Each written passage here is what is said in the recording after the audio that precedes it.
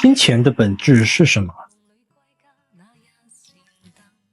你回想一下，从小到大，是谁真正把钱交到你手上？答案就清晰了。父母为什么给你交学费、买书包？根本原因是因为爱你啊。所以钱是什么？钱是爱的体现。亲戚朋友过年为什么给你红包？那是带着祝福的心意。等你工作了，客户又为什么愿意付钱给你？